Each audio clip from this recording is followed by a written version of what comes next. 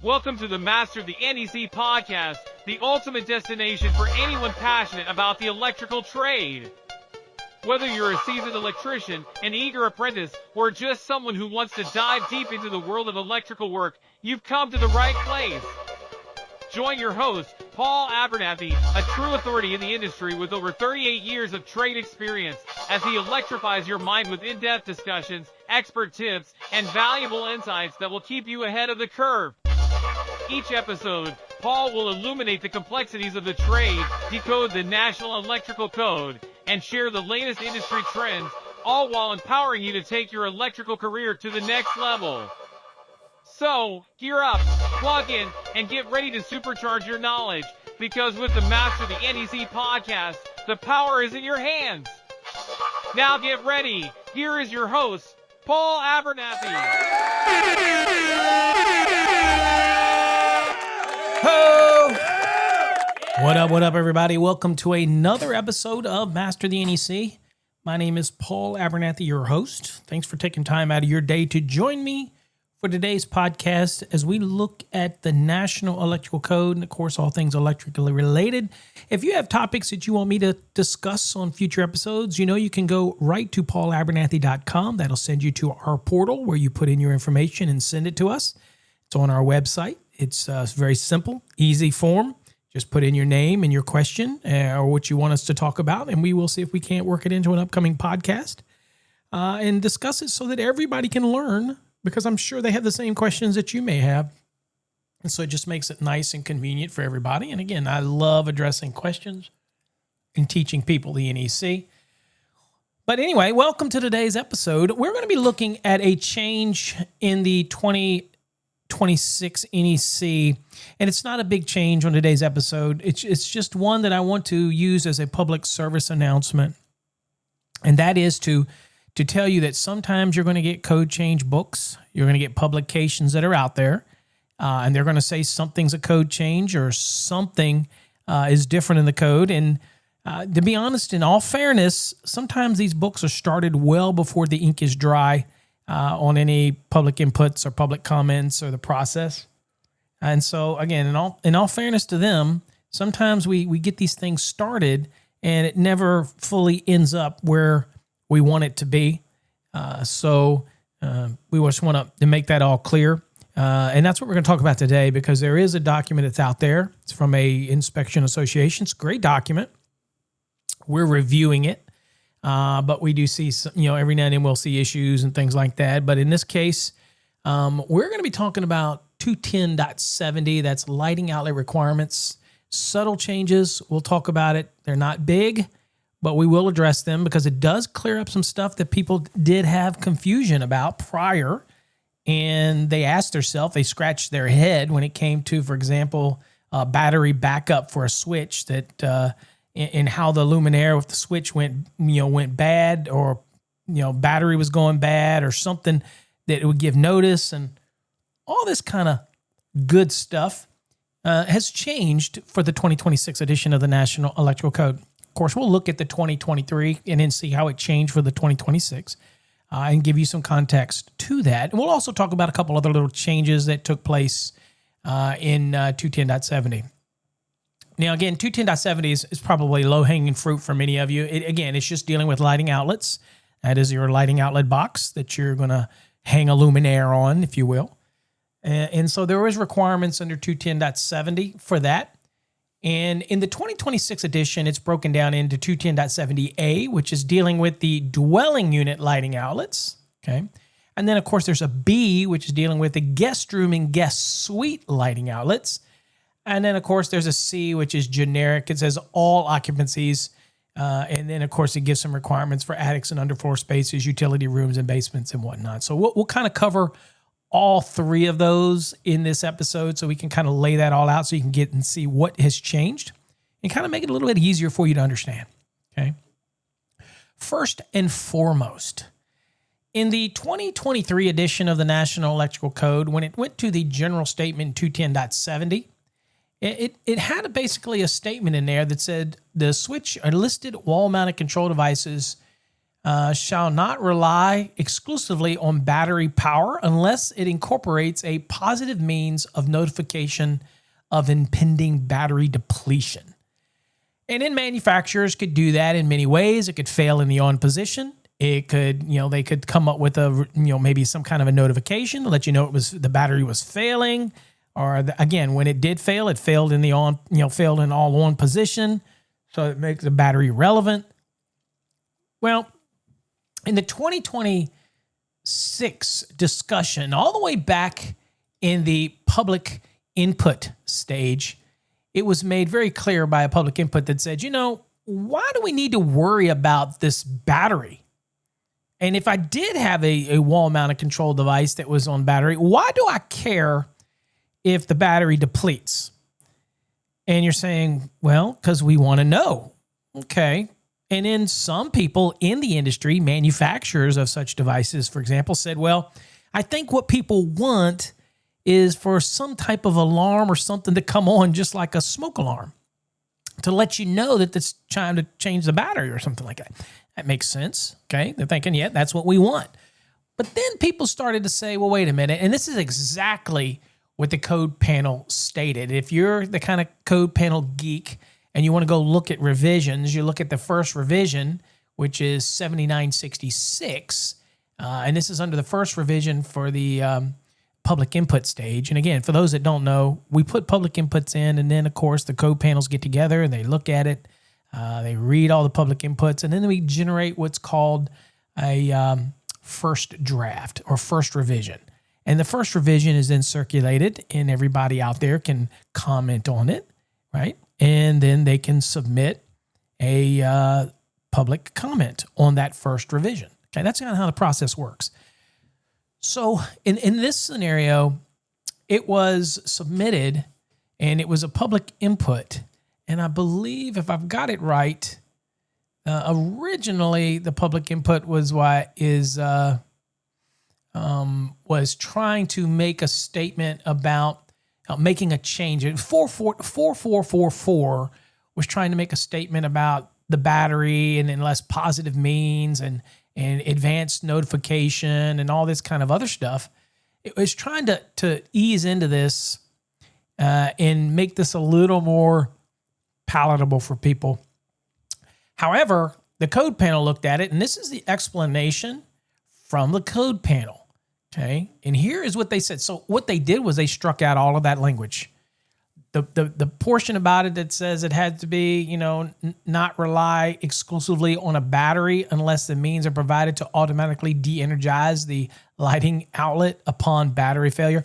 All of that language was ultimately, in the 2026 edition, is struck out. It's gone. Not there anymore. Some people will be going, yay! I got, wait a minute. I got some people, hold on. There you go. All right, that's enough. So people be excited about that. And you have to read the rationale, which made sense from the code making panel. The code making panel said, look, the exhaustion of a battery in a control device does not pose any greater threat to safe egress than the failure of any other element of the lighting branch circuit, such as a failed lamp, loss of utility power, or a tripped circuit breaker.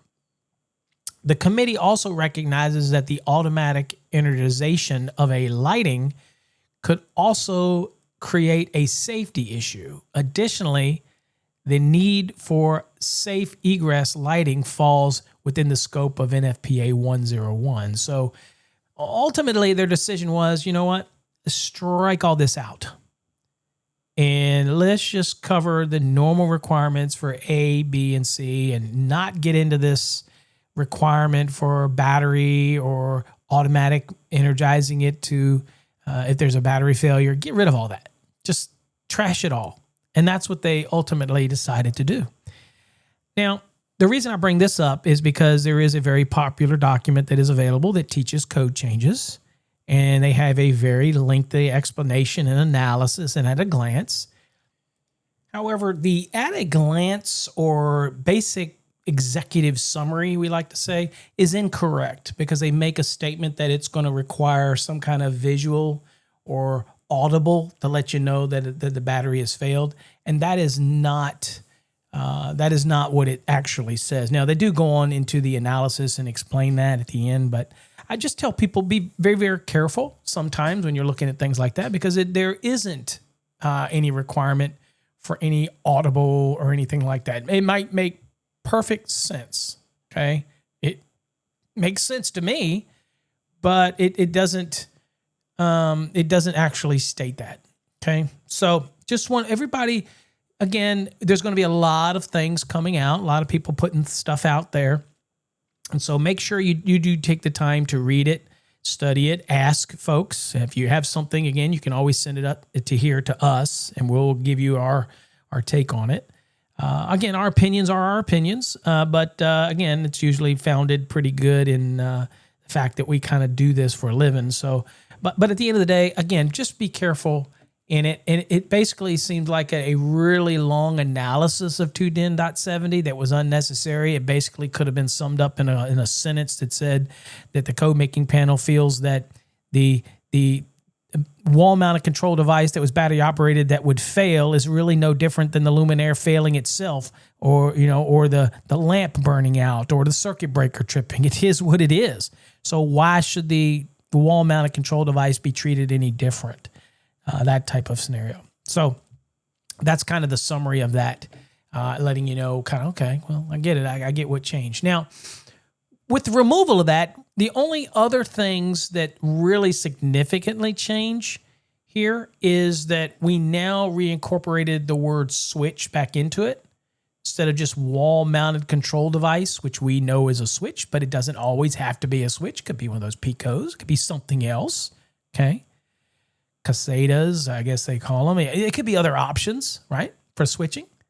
But at the end of the day, it's the battery's irrelevant to that now, okay? But it is still a switch is what we're familiar with. So one change that just is kind of the subtle change is it brings the word switch back into the play, okay? So it's now wall switch or wall controlled or wall mounted control device, which could be one of those battery powered remote devices for convenience or something like that. You could have that. Okay, so that does allow for that. Now, everywhere in the exceptions, you have exception number 1, exception number 2. It brings in the wall switches back into the fold. Okay, then that's just that's a low hanging fruit change, right?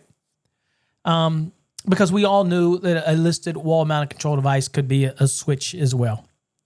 But one thing that they did add here was an exception number 3. And I'll read it to you. And this is specific to maybe some of those areas where you have really, let's say you have that closet in the hall or something that you have laundry equipment in there. And, you've got the sitting there going, okay, well, it says in the general rule that at least one lighting outlet controlled by a wall switch or listed wall-mounted control device shall be installed in every habitable room, kitchen, laundry area, and bathroom. And so people argued and said, well, what if I have a hallway and I just have some accordion doors? And what if I have an area, which is a laundry area, that has the washer and dryer in there? Do I have to put a switch in there? Do I have to put a lighting outlet in there? I mean, it is a laundry area. And some people reading it in the lines would say, absolutely. To me, it was no different in saying, well, I mean, obviously you can't get in the area. Okay, it's a smaller area, but I guess you could. And you need lighting in there, obviously, because it requires that you have at least one lighting outlet that's controlled by a wall switch. Okay, wall switch now. Or listed wall-mounted control device. Well, that could be argumentative by many jurisdictions. No, so now they added an exception number 3 that says, okay, look, a lighting outlet and its control switch, and to be honest with you, they kind of deviated from the exception deviated from their position, their normal, where they call it a lighting outlet and its wall switches or listed wall-mounted control devices. They just went on and said, look, a lighting outlet and its control switch. Okay. So it really doesn't harmonize with everything that was the language of the rest of it. But we get what it's saying. We don't have to be that nitpicky, right? It says installed to provide illumination to the laundry area shall be permitted to be installed outside the laundry area where a closet houses the laundry equipment. Okay, so the key on that is that the laundry equipment is actually in a space that would be more appropriate to call a closet, that type of thing. And it's very common to do that. And so they're saying, look, I don't have to put the lighting outlet in there. I don't have to put the control switch in there. Okay, the switch or wall mounted. I don't have to put it in there. But I can do it outside of that area. Now, one of the people on the code making panel during that time said, well, okay, I get it. But what's the distance? So could it be 10 feet away? 15 feet away? Within the immediate vicinity? I don't, you get what I'm saying? Now, we address this in other areas for equipment now that says it'd be at or near the equipment for the illumination and all. So this doesn't jive with that. So this is his own little thing here. But we don't give a distance on this, so it can be argumentative. Where is the switch? Where is the lighting outlet? Okay. It just says it can be outside of the laundry area. Well, how far outside of it? How far away can it be? Right? So that's going to be obviously something that's going to get cleared up in the obviously next edition. That'll be cleared up. I'm sure somebody will submit public input in order to put a distance on that. But anyway, that is a change. That's a new exception number 3 that was added. Now, you have the item 2, which is called additional locations. Okay. And so in here, it's essentially the same, whereas it is going to require, there was a 1 and a 2 previously. And again, we're talking about hallways for at least one listed, or at least one lighting outlet controlled by a wall switch or listed wall-mounted control device. And obviously, it used to say just a listed wall-mounted control device. Obviously, we've added wall switch back in there. Okay, makes sense. I mean, that should make sense at the least, right? That's where that's where we're at right now. And then, of course, we have item number 2, which is the dwelling unit. And again, attached garages, detached garages with electric power. At least one exterior lighting outlet controlled by a wall switch or listed wall-mounted control device shall be installed to provide illumination on the exterior side of the outdoor entrance or exits with grade level access. And it reminds us again that the vehicle doors in a garage are not considered as an outdoor entrance or exit. This is low-hanging fruit. Now, this is not a big change. I'm just saying that the low-hanging fruit on exams is if I have a garage and it is an attached garage and I have a garage door, but the no other way to get into that garage. And my previous house was like that. Okay, you walk through the garage doors, but that wasn't considered an entrance. So I didn't need lights or illumination for my driveway or the garage door. Wasn't required by code. It had it obviously, because who's going to do that, right? I mean, if you're going to put in a garage door, I mean, you're going to put in lights, right? I mean, it's right. I mean, wouldn't everybody? But the code doesn't require that. Those are not considered entrance or exit locations for that. And the vehicle door, garage door, no matter how far it spans or how many garage doors you have, or that's the typical way that you enter into it or whatnot, did not trigger it. Now, again, I get a lot of people that say, well, I don't do the minimum. Well, then you do you. I wouldn't either. I would put a luminaire out there. It just makes sense to me. But you're not required to do that. Now, if you have a door there, that is an entrance and an egress, then it's going to have illumination. Could the floodlights also serve double duty and not only light up the driveway, but also illuminate the entrance and egress door? Yes, Could, and that would be fine. And nothing brain surgery-ish about that, right? Now, let's see here. Also, the next, all you see is 3 when it's talking about interior stairs, when you have 6 or more risers between floors. All it did there was add the wall switch in there as well. Made sense. Just added that in there. And then item number 4 says dimming control of lighting outlets installed in accordance with 210.70A23. And again, A23 was the one we're talking about, interior steps, okay? The stepping, the entryway, stairway, that type of thing. It just reminds, it says dimmer controls of lighting outlets installed in accordance with 210.70A23 shall not be permitted unless the listed control device can provide dimming controls to maximum brightness at each control location for the interior stairway illumination. That's just common sense, right? So if you want to use dimmers on those lights that happen to illuminate the interior stairway, that's up to you. But if you're going to do those dimming controls, then you have to what? Have listed control devices that can provide dimming controls to maximum brightness at each control location for the interior. So you end up putting them at all locations. You can't just dim it from one, and then once it's dimmed down, and then you get to the other locations and you can't raise the illumination back up. That don't make sense. Okay, that would be like my son putting it at the lowest level with the first floor, and then going to the second floor, and then leaving it that way, and I couldn't turn it back up, and then Daddy comes out and trips down the stairwell and breaks his neck. That's probably what he'd want, but that's not what he's going to get. You get me? That's a shitty analogy, but it is what it is. So I figured, why not, throw it out there. The next one is B, which again, that is just dealing with guest rooms and guest suites. All they did was add the wall switches to that. So that's all that really changed there. And then lastly, C deals with all occupancies. Okay. Now, this is not just specific to one family dwelling. This is all occupancies that have attics and underfloor spaces, utility rooms, and basements. Okay. So again, make it clear. This is not just for dwelling.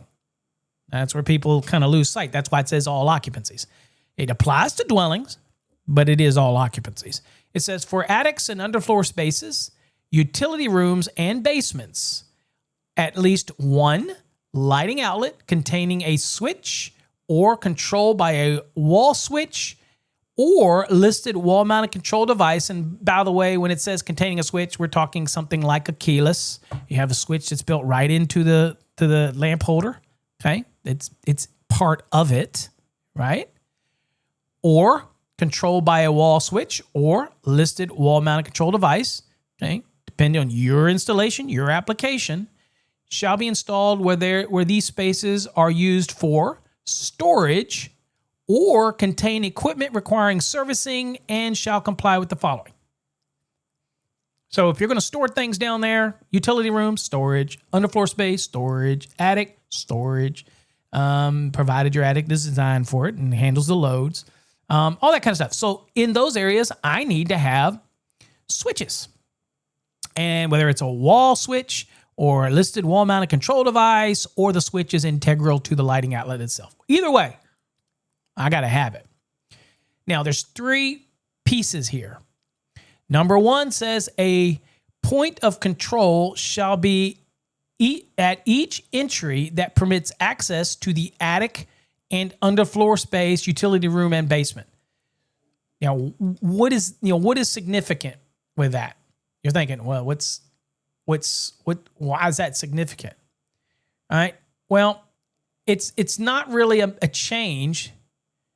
It's just making it very clear and breaking it out into points, a 1, a 2, and a 3. Instead of it being one long paragraph, it's now made clearer to understand. And I think y'all already understand these, but again, for the effort of people learning, if I have multiple entrances into that attic, and irony is that I do. In my house, I've got 2 separate attic accesses in my house.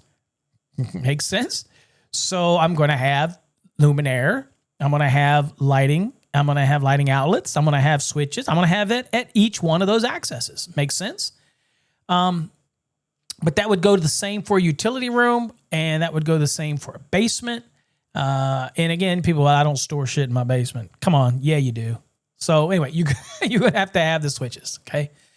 Next, it says where a lighting outlet is installed for equipment requiring servicing, the lighting outlet shall be installed at or near the equipment.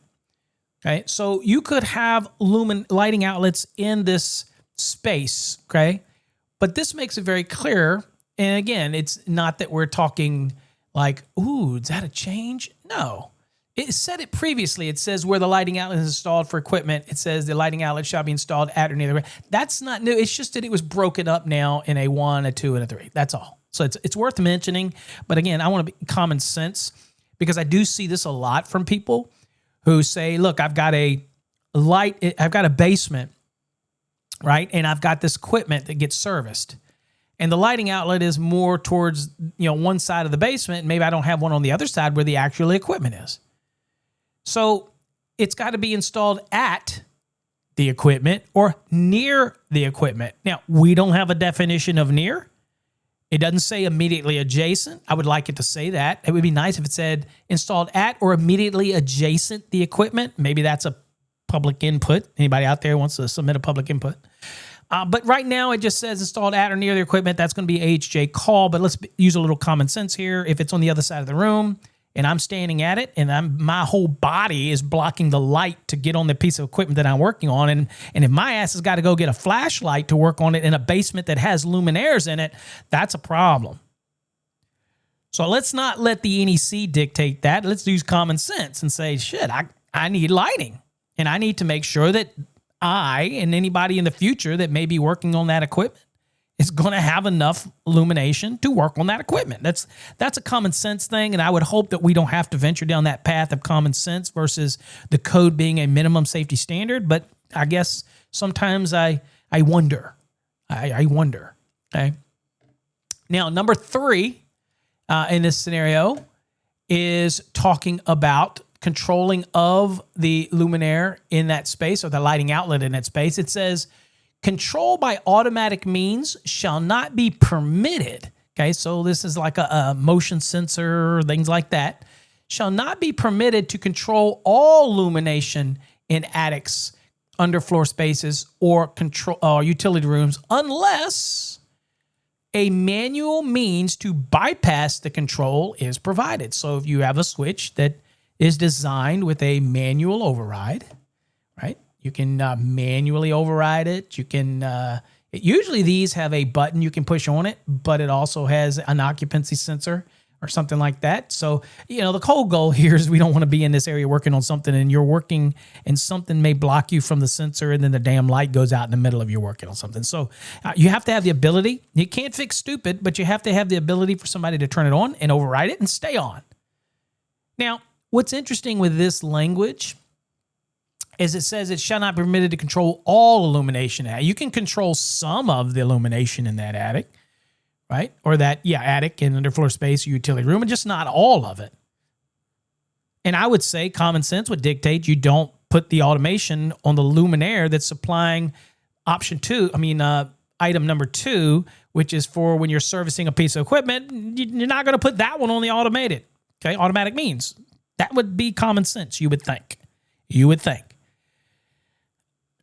But in a world where we're trying to reduce the energy usage, and if nobody's in there, just turn off all the lighting and yada, yada, yada, I get it. So if you want to control all the luminaires in that space by automatic means, you're going to have a means to bypass it. Be able to push a button on the device and the light stays on and it kind of bypasses the automatic means, occupancy sensor, motion sensors, all that kind of stuff, right? So that's in a nutshell what it's talking about. All right, so hopefully that's been a decent analysis for you. We're going to be doing a lot of these, and as you know, my goal is to make things easy to understand, even if it's something that most of us think is as simple as 210.70. And I'll have my haters out there that say, Paul, you turned that into a 30-minute podcast when you could have explained all that in 2 minutes. Well, get over it. That's how I do it. So you don't have to listen if you don't want to listen, okay? I'm not here for you. I'm here for people that want to learn, okay? All right, so that's it, folks. Hopefully you got something out of today's episode. Till next time, stay safe, God bless, and we will catch you on an upcoming episode of Master the NEC Podcast. Take care. God bless. Thanks for tuning into another electrifying episode of the Master the NEC Podcast. We hope you're feeling more powered up and ready to tackle the electrical world with the knowledge and confidence you need to succeed. Remember, in the electrical trade, knowledge is power, and we're here to make sure you stay plugged into the latest insights, tips, and code updates. If you enjoyed today's episode, don't forget to subscribe, leave us a review, and share the podcast with your fellow electricians and industry pros. Until next time, keep your tools sharp, your circuits clear, and your mind focused, because here at the Master the NEC Podcast, we're all about sparking your success. Stay safe, stay smart, and keep mastering the trade. From all of us here at Electrical Code Academy, thank you for all your support, and we will see you on the next amazing Master the NEC Podcast episode.